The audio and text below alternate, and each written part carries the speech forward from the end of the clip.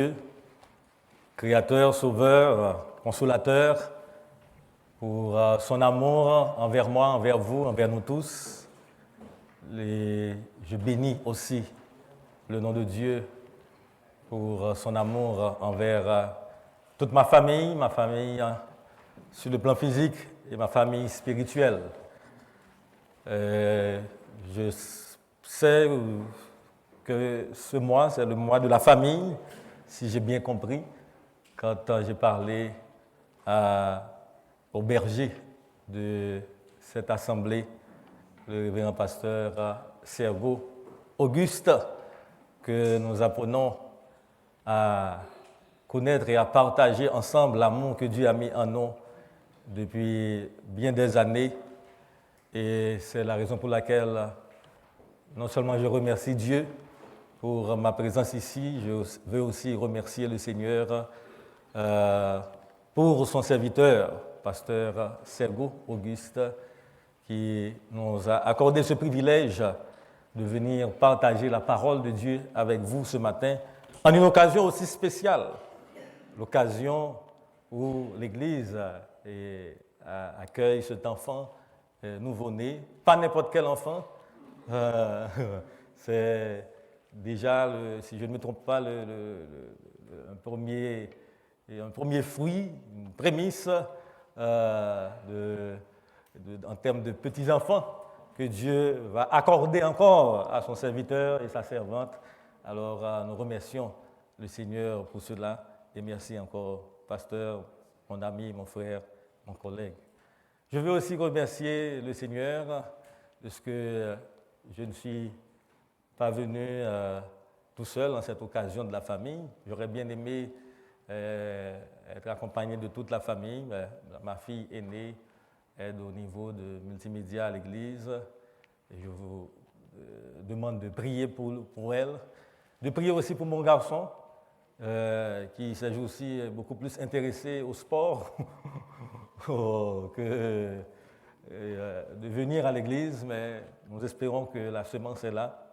Mais aussi et surtout de prier pour cette belle femme d'une grande beauté physique, spirituelle, morale.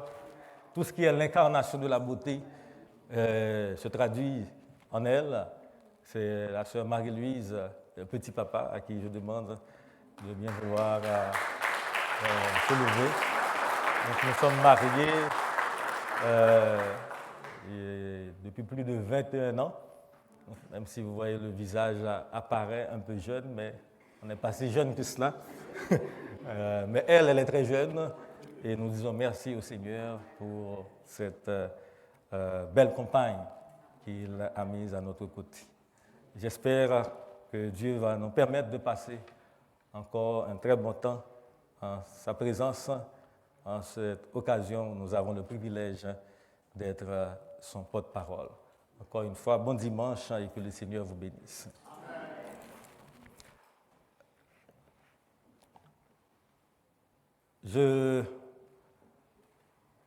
J'avais oublié aussi, je veux profiter de l'occasion pour présenter les salutations de l'Église évangélique baptiste Ebenezer, que Dieu nous fait grâce aussi de diriger depuis quelques années.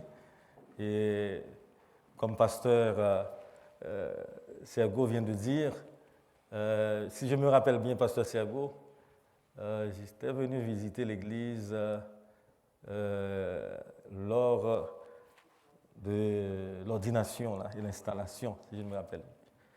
Et je pense que nous devons tous prier les uns pour les autres, que ce soit pour Ebenezer, je pense aussi à notre collègue, le pasteur Evans Etienne. Nous avons les mêmes fins de semaine d'action de grâce. Ça fait que c'est difficile de faire l'échange.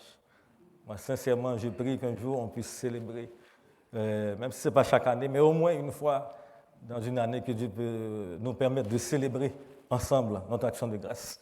Je prie pour cela. Alors, j'avais à l'idée de le dire, j'avais oublié. Alors, merci encore. Et passons à notre réflexion biblique pour ce matin. Comme la prière a été déjà faite, je vais juste lire pour vous le texte qui sert de base à notre réflexion et à ce que Dieu nous confie pour lui ce matin. C'est Genèse chapitre 45. Nous lirons les versets 1 à 13. Genèse chapitre 45, versets 1 à 13.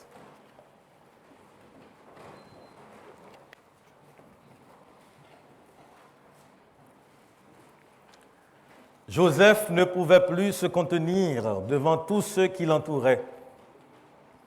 Il s'écria, « Faites sortir tout le monde !» Et il ne resta personne avec Joseph quand il se fit connaître à ses frères. Il éleva la voix en pleurant. Les Égyptiens l'entendirent et la maison de Pharaon l'entendit. Joseph dit à ses frères, « Je suis Joseph. Mon père vit-il encore ?» Mais ses frères ne purent lui répondre, car ils étaient troublés en sa présence.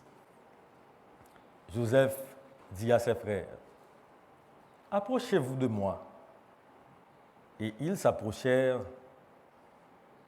Il dit, « Je suis Joseph, votre frère que vous avez vendu pour être mené en Égypte. Maintenant, ne vous affligez pas et ne soyez pas fâchés de m'avoir vendu pour être conduit ici, car c'est pour vous sauver la vie que Dieu m'a envoyée devant vous. Voici 2 ans que la famine est dans le pays, et pendant 5 années encore, il n'y aura ni labour, ni moisson. Dieu m'a envoyé devant vous pour vous faire subsister dans le pays et pour vous faire vivre par une grande délivrance. Ce n'est donc pas vous qui m'avez envoyé ici, mais c'est Dieu. Il m'a établi père de Pharaon, maître de toute sa maison et gouverneur de tout le pays d'Égypte. Hâtez-vous de remonter auprès de mon père et vous lui direz, « Ainsi a parlé ton fils Joseph. Dieu m'a établi seigneur de toute l'Égypte. Descends vers moi, ne tarde pas. Tu habiteras dans le pays de Goshen et tu seras près de moi, toi, tes fils et les fils de tes fils, tes brebis et tes bœufs et tout ce qui est à toi. Là, je te nourrirai et il y aura encore 5 années de famine et ainsi tu ne périras point, toi, ta maison et tout ce qui est à toi. Vous voyez de vos yeux, et mon frère Benjamin voit de ses yeux que c'est moi-même qui vous parle. Racontez à mon père toute ma gloire en Égypte et tout ce que vous avez vu, et vous ferez descendre ici mon père au plus tôt. Amen. Merci de vous mettre.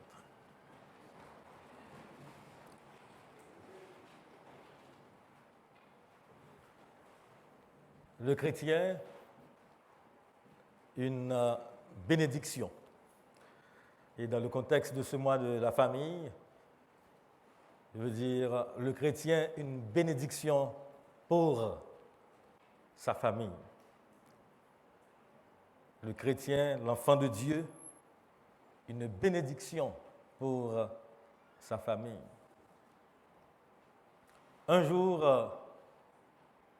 un contemporain de mon père et de ma mère, que je connaissais depuis que j'étais petit, parce qu'il venait souvent visiter la famille. Il est pasteur. Il a été mon professeur d'éducation chrétienne. Dans notre temps, on disait professeur des Bibles quand j'étais à l'école, parce que j'ai été dans une école chrétienne évangélique où on enseignait la Bible dans toutes les classes à l'époque. Et quand j'étais en première année de secondaire, il était mon professeur de Bible jusqu'à ce que je termine mon secondaire, si je ne me trompe pas. Et puis j'ai reçu l'appel de Dieu au ministère. Je suis allé étudier la théologie. Je suis devenu collègue de ce monsieur, contemporain de mon père et de ma mère. Il fut un temps que lui et mon père habitaient le même toit. Et un jour, on était en mission pour l'union d'église à laquelle je faisais partie en Haïti. Et il m'a regardé, il a dit, tu sais Fritz, tu as une bénédiction, particulièrement pour tes parts. Je dois vous avouer que je n'avais pas compris dans l'immédiat qu'est-ce qu'il voulait dire. Mais quand j'ai pensé à toutes ces relations qu'il a entretenues avec mes parents, j'ai réalisé que c'est quelqu'un qui me connaissait très bien et qui connaissait mes parents, leur passé, leur présent à l'époque, et me voyant grandir devant lui, il a déclaré que tu as une bénédiction pour tes parts. Et c'est la raison pour laquelle la dernière fois que je suis entré en Haïti, j'ai fait tout mon possible pour aller le visiter, parce qu'il fait partie de l'un de mes mentors qui m'a appris les ABC du ministère. Et je pense que lui aussi, il est un homme béni. Tout comme vous et moi, nous sommes des enfants de Dieu bénis ce matin. Vous ne croyez pas? Oui, bien-aimés dans le Seigneur, nous sommes des enfants bénis. Et le texte biblique qui nous inspire que le chrétien est une bénédiction pour sa famille, vous l'avez déjà remarqué, c'est le texte que nous venons de lire en Genèse chapitre 45, qui traite de l'histoire ou du récit de l'histoire de Joseph, ce personnage biblique que la majorité d'entre nous connaissent très bien. Je doute fort, peut-être à l'exception des tout petits ici, qu'il y ait quelqu'un parmi nous là qui ne connaisse pas l'histoire de Joseph. Donc ce que le Seigneur nous dira ce matin, c'est, je dirais même, c'est un rappel qu'il est en train de nous faire, que nous sommes une bénédiction pour notre famille. Toutefois, nous n'allons pas considérer chaque détail de ce récit, parce que vous pouvez remonter jusqu'en Genèse chapitre 37 pour mettre en contexte ce petit bout de passage qu'on vient de lire. Mais nous allons surtout nous concentrer dans ces 13 versets. Parce que Dieu veut nous rappeler ce matin les raisons pour lesquelles il a fait de nous une bénédiction spécialement pour notre famille. Et si vous voulez, tout ce que nous allons dire de la part de Dieu ce matin, vous verrez que ces raisons qui expliquent que nous sommes une bénédiction de notre famille grâce à Dieu, eh bien, sont aussi valables pour notre grande famille spirituelle. Car chacun de nous, Dieu veut que nous soyons une bénédiction aussi pour l'Église. Une bénédiction pour notre famille. Et ce passage nous indique certaines de ces raisons. En effet, bien-aimés, n'est-ce pas Dieu qui bénit tous ses enfants? N'est-ce pas Dieu qui avait dit au grand-père de Joseph, en Genèse 28, 14, « Ta postérité sera comme la poussière de la terre. Tu t'étendras à l'Occident et à l'Orient, au septentrion et au Midi, et toutes les familles de la terre seront bénies en toi et en ta postérité. » Ne serait-ce pas merveilleux aujourd'hui pour que Dieu nous regarde et dise que tu es une bénédiction pour ton Église, une bénédiction pour ta famille. Moi, je souhaite que la petite Maya soit une bénédiction pour ses parents. Vous ne souhaitez pas ça? Amen. Et un peu plus loin, nous avons un autre exemple dans la Bible, cette fois-ci dans le Nouveau Testament. Marie, dans son cantique en Luc, affirme « Mon âme exalte le Seigneur et mon esprit se réjouit en Dieu, mon Sauveur, parce qu'il a jeté les yeux sur la bassesse de sa servante, car voici désormais toutes les générations me diront bienheureuse. Pourquoi? Parce que le Tout-Puissant a fait pour moi de grandes choses. Son nom est saint.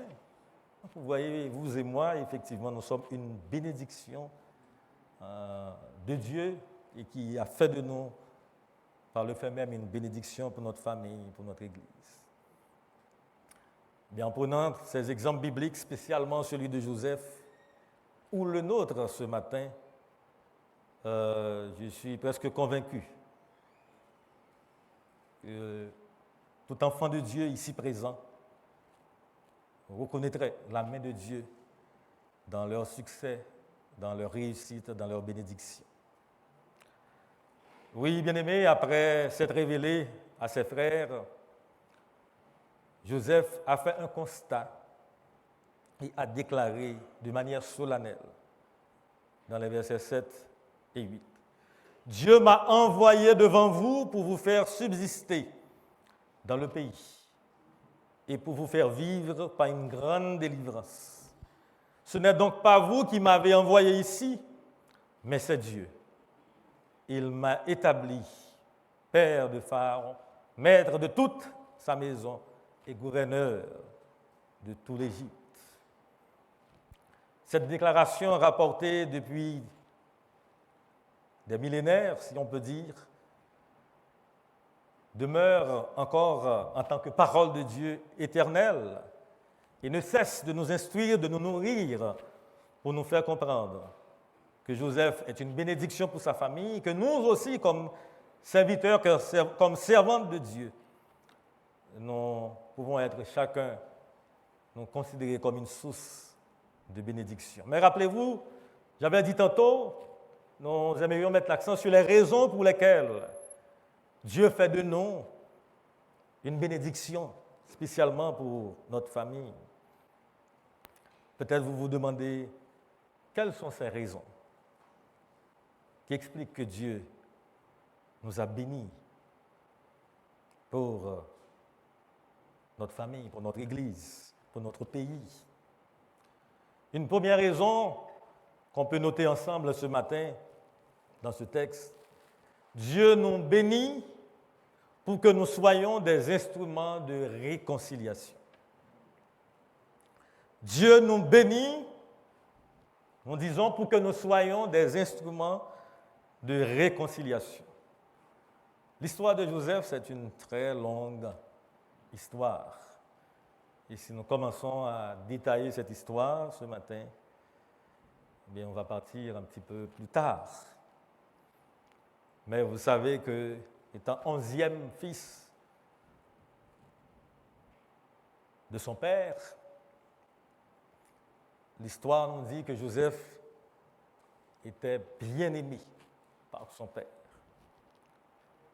Les autres frères faisant partie de la famille, et vous pouvez observer que ce n'était pas aujourd'hui qu'il y a de chicanes, de conflits au niveau des familles, étaient jaloux du fait que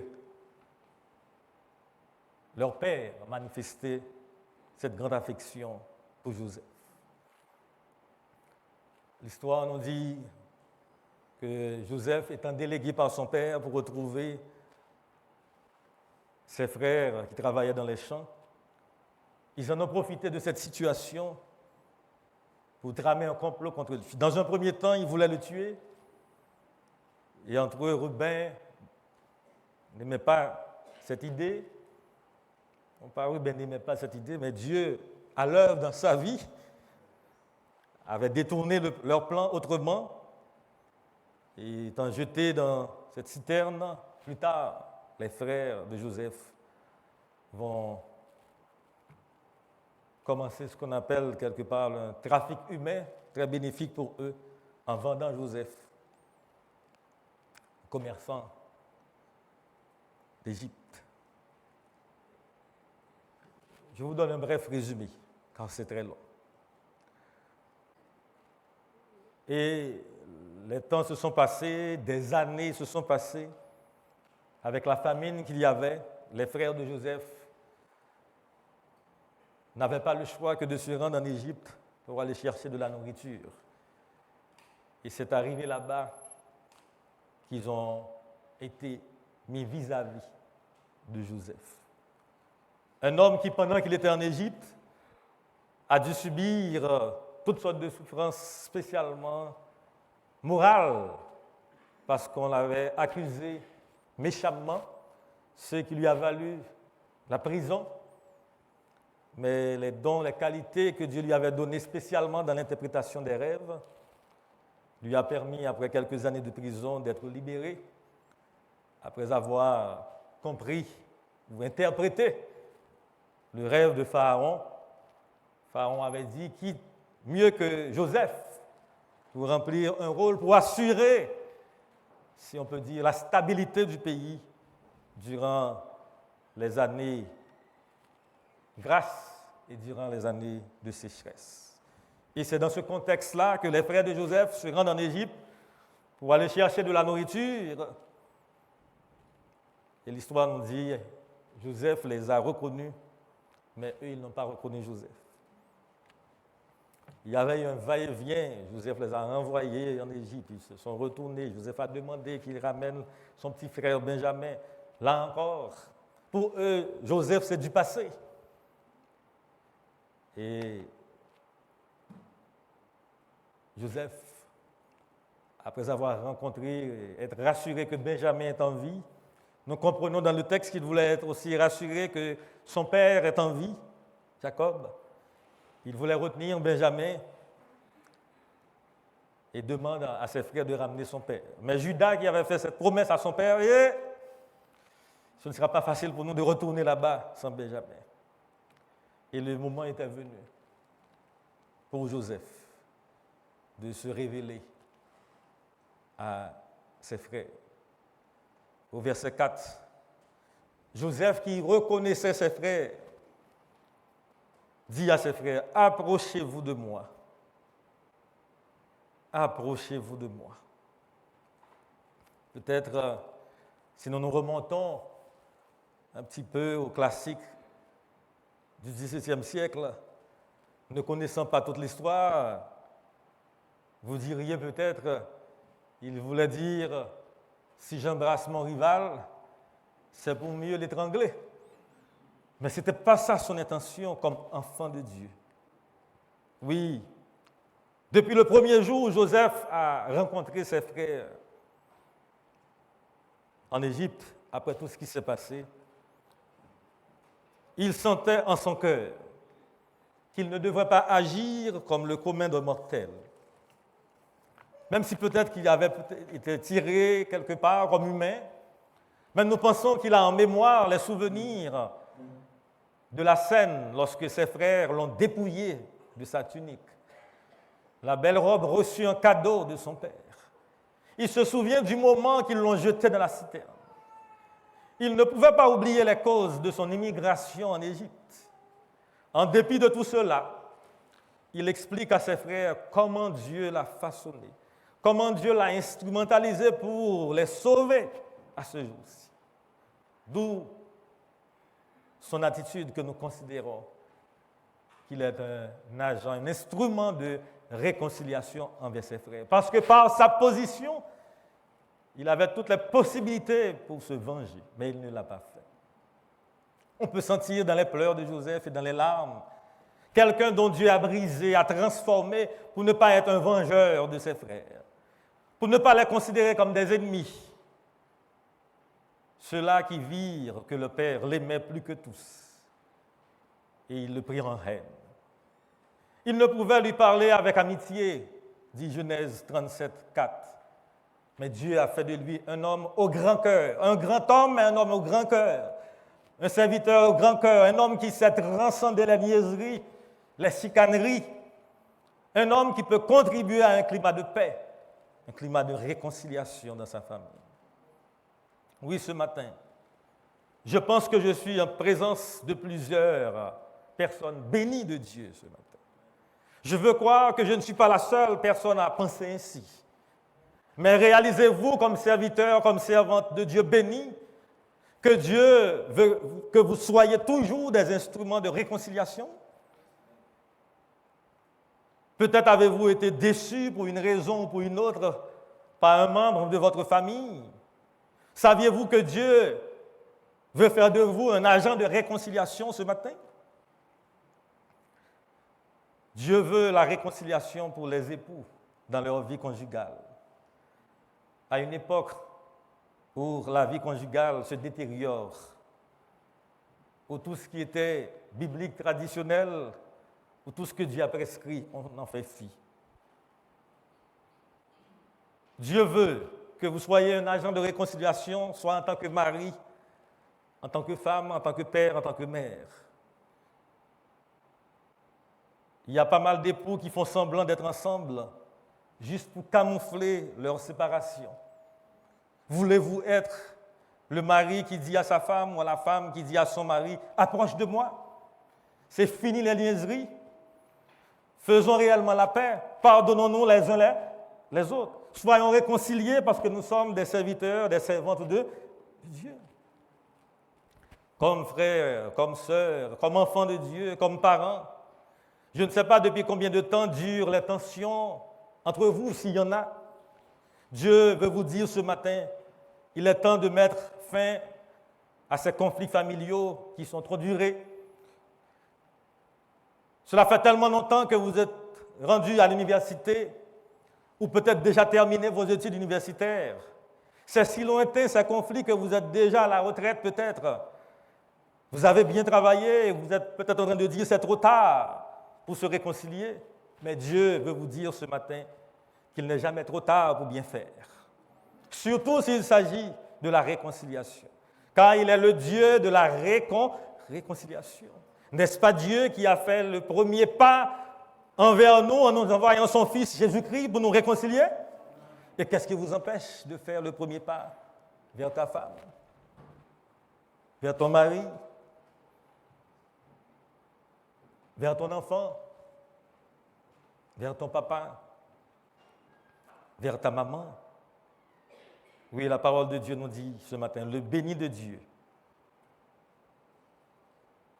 doit comprendre la nécessité de cultiver régulièrement, toujours, un climat de réconciliation dans la famille. Mais non seulement un climat de réconciliation parce qu'il est un agent de paix, ou bien un agent de réconciliation, il doit aussi comprendre qu'il doit toujours, en tout temps, être prêt à secourir, à porter secours à sa famille. D'où la deuxième raison pour laquelle Dieu fait de nous une bénédiction, c'est parce qu'il veut que nous soyons des agents de secours pour notre famille. Bien-aimés, cette séquence du récit, durant laquelle Joseph se révèle à ses frères, les bénédictions en sa faveur, c'est une séquence que je trouve vraiment extraordinaire. Au verset 5 et 7, il précise clairement pour quelle raison Dieu l'a grandement si béni. Les expressions qui suivent montrent sans équivoque que Joseph était vraiment un secouriste pour sa famille. C'est pour vous sauver de la vie que Dieu m'a envoyé. Dieu m'a envoyé devant vous pour vous faire subsister dans le pays et pour vous faire vivre une grande délivrance. Savez-vous pourquoi Dieu vous a envoyé ici au Québec? Savez-vous pourquoi Dieu vous a envoyé au Canada? C'était seulement pour acheter de jolies maisons, de belles voitures, pour avoir un beau travail qui paie bien. Observons bien le texte. Joseph n'a pas dit que Dieu m'a envoyé devant vous pour vous rendre l'appareil. Joseph n'a pas dit Dieu m'a envoyé devant vous pour vous rendre la vie impossible, pour vous empêcher de vivre, pour bloquer votre épanouissement ou pour vous éliminer. Et parlant d'éliminer, de détruire quelqu'un, je regardais un documentaire sur un homme libéré de prison après avoir témoigné contre son compagnon de cellule qui lui a avoué un crime. Cet homme avait bénéficié d'une grâce et on avait libéré cet homme. Mais il avait reçu l'aide aussi d'une journaliste qui préparait le documentaire avec lui. Et ce journaliste qui a écrit tout le courage de cet homme-là qui avait dénoncé son compagnon de cellule.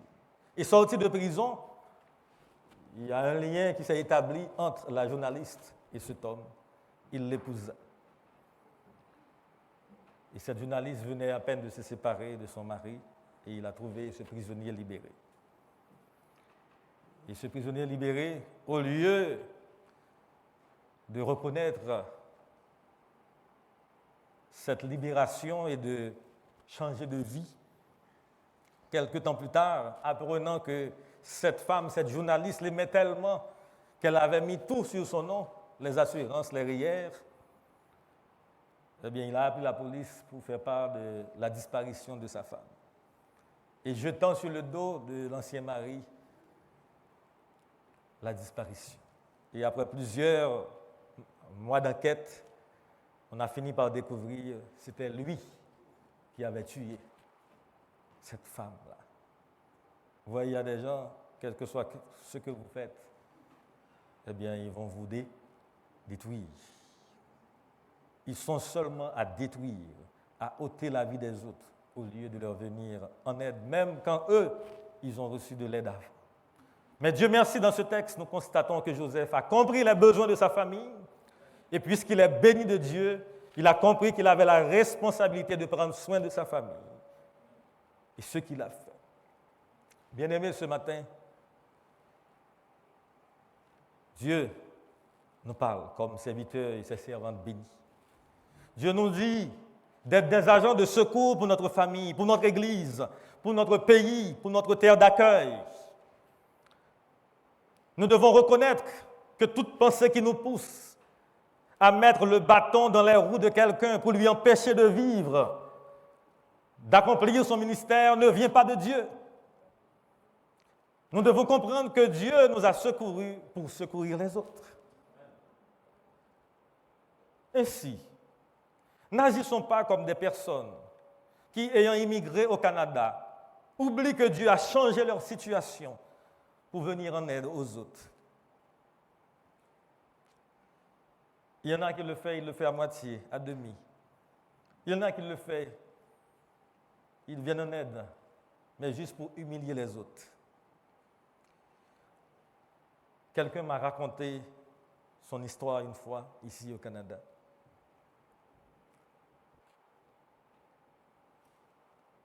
La personne m'a dit, quand elle est rentrée au Québec, elle était accueillie par la famille de sa belle famille, son feu mari, elle et son enfant.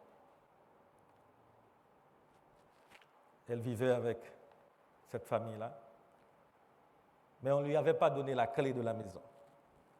Quand elle rentrait du boulot, elle devait attendre devant la porte. Et cela, je n'invente pas une histoire, là. Je vous raconte ce que quelqu'un m'a dit ici. Et cela dit, en hiver, en été comme en hiver, elle devait attendre. Et il y avait une de ces journées d'hiver, elle attendait depuis 4 heures, 5 heures, 6 heures. C'est le voisin qui lui a invité à entrer chez lui. Pourquoi? Parce qu'on voulait l'humilier, pour la faire comprendre. C'est grâce à moi que vous êtes ici. Et j'ai entendu encore pas mal d'histoires. Vous imaginez ce que cela veut dire?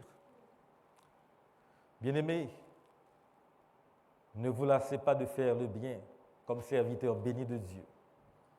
Ne vous lassez pas de venir en aide pour Dieu, non pour humilier les autres, mais au contraire pour faire glorifier le nom de Dieu dans ta vie et dans la vie des autres. Soyons des agents qui secourent les autres physiquement. Leurs besoins peuvent être similaires à ceux de la famille de Joseph, tout comme ils peuvent être aussi différents. Du temps de Joseph, nous comprenons qu'il est venu en aide à sa famille à cause de la famine. Peut-être diriez-vous qu'on vit dans un grand pays. On ne peut pas parler de famine comme du temps de Joseph. Mais je ne suis pas celui qui vous apprend à cause de l'inflation. Bon nombre de gens ont des difficultés de faire de l'épicerie chaque jour, chaque semaine. D'ailleurs, n'est-ce pas le journal de Québec en avril dernier qui a rapporté le taux d'inflation en hausse de 2,9% d'une année à l'autre en mars. Les prix de l'essence et des loyers ont exercé une forte pression à la hausse sur l'inflation au mois de mars au pays. Tout comme les vêtements et les chaussures qui ont coûté plus cher, selon les données de Statistique Canada, poursuit le quotidien, le taux d'inflation a ainsi augmenté de 2,9% d'une année à l'autre, en hausse par rapport à la progression enregistrée un mois plus tôt. Vous voyez, vivre dans un grand pays ne vous exempte pas des difficultés physiques, des problèmes de nourriture, des problèmes de vêtements ou de maison.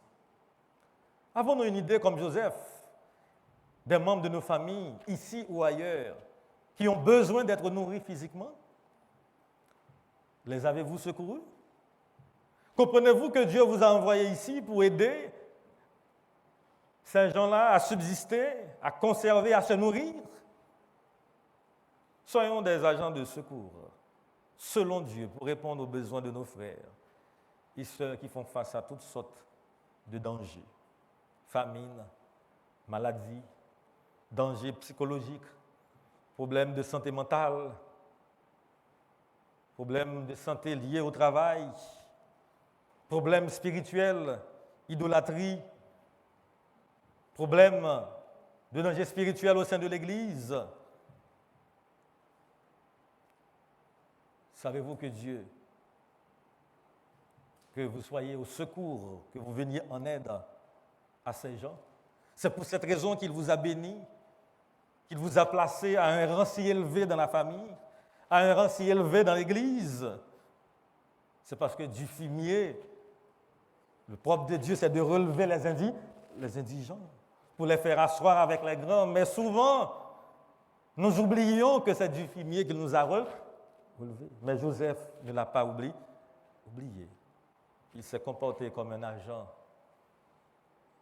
un secouriste, quelqu'un qui porte de l'aide à tous les niveaux à sa famille. Non seulement il est un instrument de réconciliation,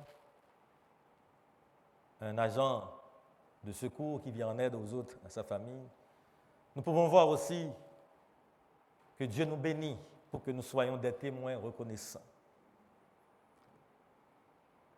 C'est l'un des grands réformateurs, Jean Calvin, qui commente ce texte, qui dit « Dans ce texte, nous sommes ici avertis comment et à quel usage il nous faut considérer la providence de Dieu. »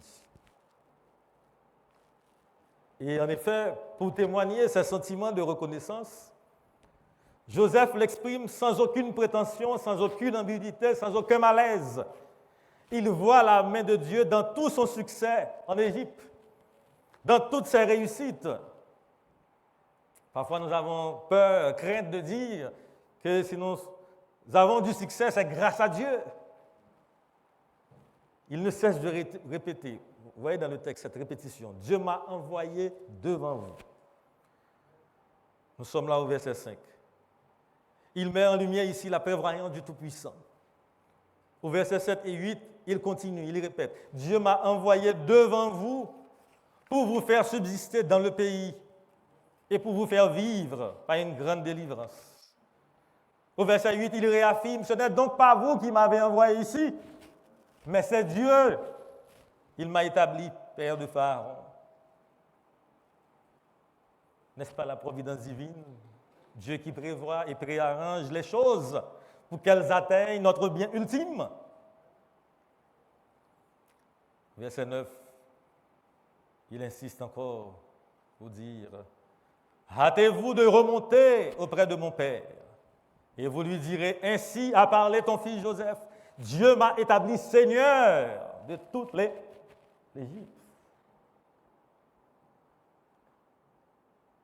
Un serviteur de Dieu a dit devant moi dans un exposé sur la théologie de la souffrance,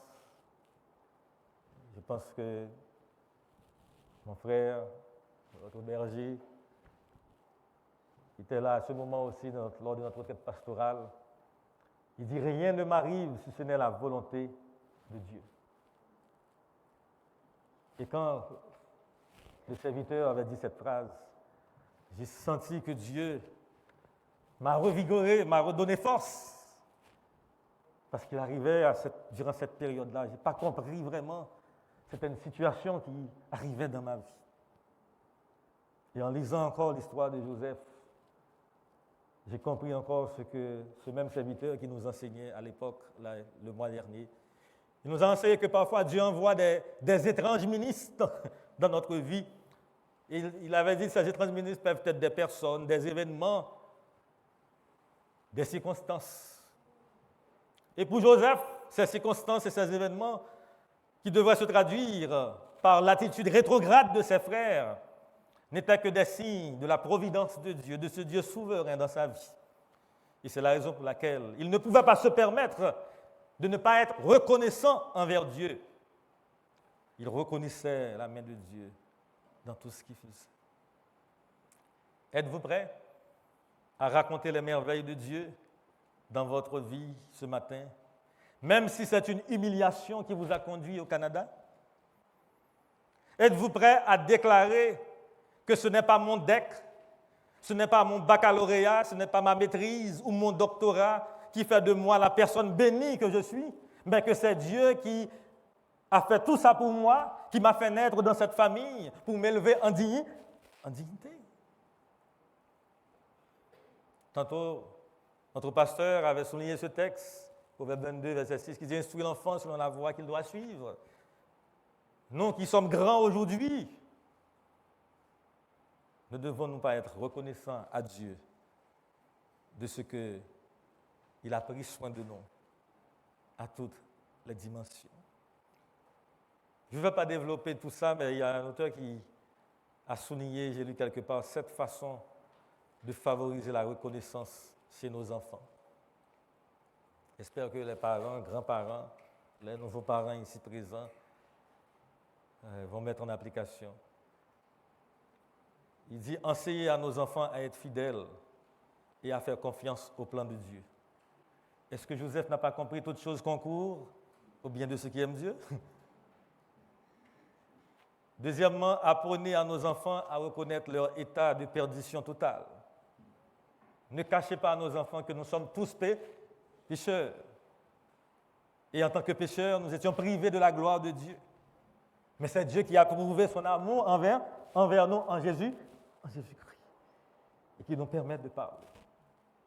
Et certaines fois même, n'hésite pas à dire à vos enfants d'où Dieu vous a tiré, de la boue du péché. Parfois, nous avons honte de raconter qui nous étions, d'où Dieu nous a pris, bien les bêtises que nous faisons. Il faut les dire pour que les jeunes générations comprennent comment Dieu peut transformer. Donc, enseigner à nos enfants à être fidèles, les apprendre à reconnaître leur état de perdition, les apprendre à s'émerveiller devant la grâce de Dieu. Savoir que nous sommes sauvés par la grâce, par le moyen de la foi. C'est Christ qui nous a régénérés, qui nous a donné cette vie nouvelle, par sa mort et sa résurrection. Quatrièmement, apprendre à nos enfants que le travail est une source de reconnaissance. Ils doivent travailler fort, à tous les niveaux. Apprendre à nos enfants à modérer leurs attentes. Je ne sais pas comment Joseph a pu digérer tout ça. De grands serviteurs chez Potiphar, à l'accusation de la femme de Potiphar, voulant rester fidèle à Dieu. Il a dû être mis en prison à cause de mensonges. Dans la prison, il a interprété les rêves de ces deux prisonniers. Ça a marché, mais il a attendu. Apprenons à nos enfants à être modérés dans l'attente du secours de l'Éternel. Il dit aussi, apprenez à nos enfants à créer une liste quotidienne de remerciements. Chaque jour pour réaliser, quelles que soient les circonstances, les événements, les personnes que nous rencontrons, pour dire c'est ici que la journée que l'Éternel a faite. Qu'elle soit pour nous un sujet d'allégresse et de joie. Apprenons à nos enfants à être des modèles de gratitude. L'auteur poursuit dit, plus vos enfants vous verront remercier Dieu pour sa protection et sa provision, plus ils seront témoins de votre cœur reconnaissant. Et plus ils peuvent devenir à leur tour un modèle vivant de gratitude. Oui, bien-aimés, soyons des instruments de réconciliation. Dieu qui a mis sa paix en nous, en disant « Je vous donne ma paix ». Je ne vous la donne pas comme le monde la donne, veut que nous soyons des instruments de réconciliation, pas des instruments de division pour la famille, ni pour l'Église. Comme on dit en créole, comme chrétien, on ne peut pas tout le temps se chauffer du feu. Soyons des instruments de réconciliation. Soyons des agents de secours, des secouristes qui viennent en aide, sachant que les bénédictions que nous en avons aujourd'hui, eh bien, c'est par la grâce de Dieu. Et que Dieu veut nous utiliser pour aider les, pour secourir les autres. Mais aussi, et surtout, soyons des témoins reconnaissants, sachant que ce que nous sommes, médecins, infirmières, docteurs, je ne sais pas, tous les grands métiers d'aujourd'hui, tous les métiers qui vous rapportent de l'argent et autres, eh bien, soyons des témoins reconnaissants, sachant que c'est le Seigneur qui nous a fait grâce et qui nous a donné tous ces cadeaux. Oui, nous sommes une bénédiction pour Dieu. Quelqu'un a dit, bien que Joseph ne soit pas inclus dans cette liste, Dieu d'Abraham, d'Isaac et de Jacob, parce que quand on prie, on dit souvent Dieu d'Abraham, d'Isaac et de Jacob, ce qu'il appelle la grande formule iconique. Il dit, il est clair que l'histoire serait morte s'il n'y avait pas eu Joseph. Alors c'est son opinion, mais j'aime la façon dont il aborde ça. Il dit, comme chacun de nous, nos professeurs d'école du dimanche, nous l'a appris dans notre enfance, Joseph est un exemple de caractère inébranlable, ne craignant pas d'avouer sa confiance en Dieu.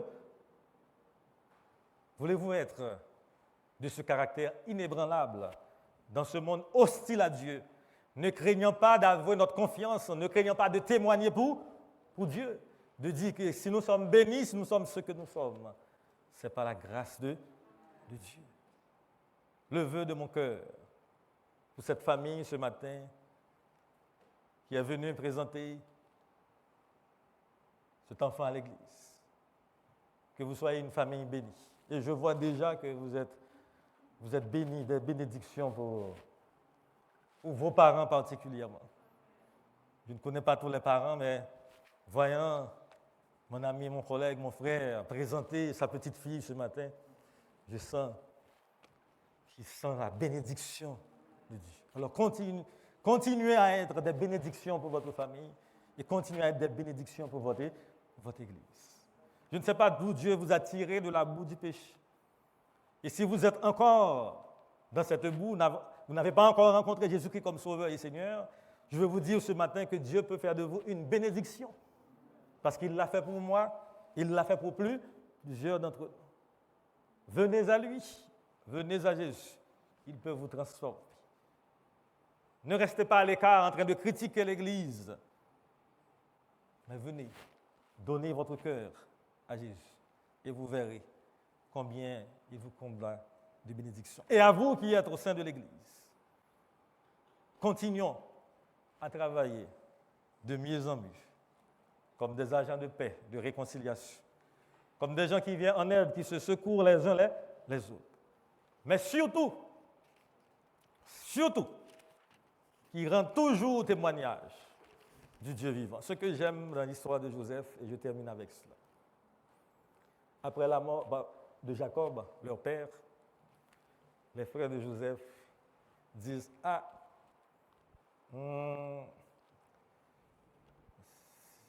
c'est le papa qui était la cohésion de la famille. » Il dit « Ah, Joseph va de toute façon changer d'avis. » Ils n'ont pas compris, non, ce que Joseph a dit. C'est grâce à Dieu. C'est Dieu, oui, qui est tout en tout pour nous en Christ. Et la réponse de Joseph, je suis là au verset 19, chapitre 50. Joseph leur dit, « Soyez sans crainte, car suis-je à la place de Dieu? Vous aviez médité de me faire du mal, mais Dieu l'a changé en bien, pour accomplir ce qui arrive aujourd'hui, pour sauver la vie à un peuple nombreux. » Que Dieu continue à changer tous les maux auxquels nous faisons face en bien, en Jésus-Christ, notre Sauveur et Seigneur. Amen.